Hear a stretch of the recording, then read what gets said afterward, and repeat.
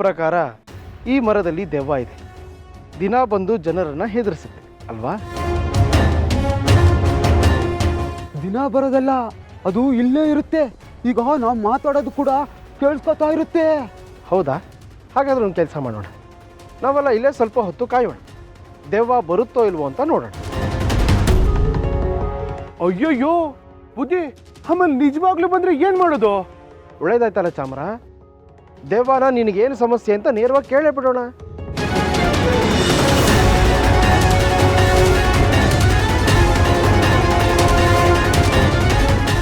ಚೆನ್ನಾಗಿದೆ ಬುದ್ಧಿ ಉಪಾಯ.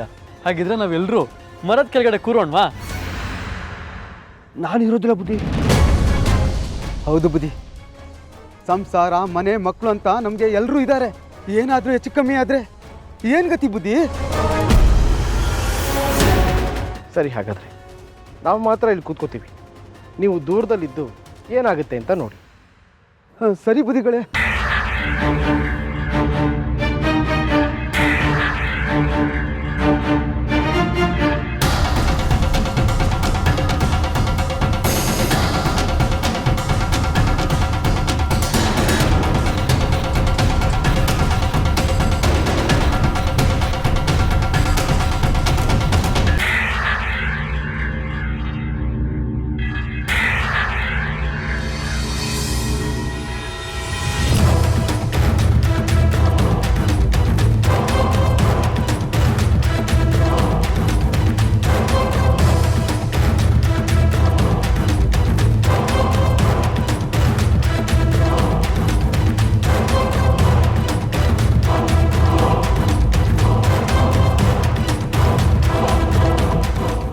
ಇವರೆಲ್ಲ ಸಂಸಾರ ಮನೆ ಮಕ್ಕಳು ಅವರು ಇವರು ಇದ್ದಾರೆ ಅಂತ ಆ ಕಡೆ ಈ ಕಡೆ ಹೋದ್ರು.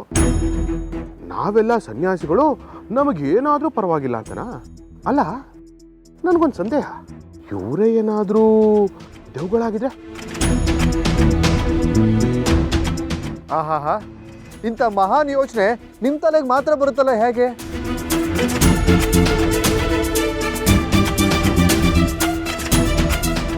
ನೋಡಿ, ಈಗಾಗಲೇ ಈ ಹಳ್ಳಿಗರು ಬಹಳ ಭಯಪಟ್ಟಿದ್ದಾರೆ. ಅವ್ರಿಗೆ ಧೈರ್ಯ ತುಂಬುವಂಥ ಕೆಲಸವನ್ನು ನಾವು ಮಾಡಬೇಕು. ಇಲ್ಲೇನಾಗಿದೆ ಅನ್ನೋದನ್ನು ಮೊದಲು ತಿಳ್ಕೊಳ್ಳೋಣ. ಹೀಗಾಗಿ ಸ್ವಲ್ಪ ಮೌನವಾಗಿರಿ. ಸರಿ ಬುದ್ಧಿ.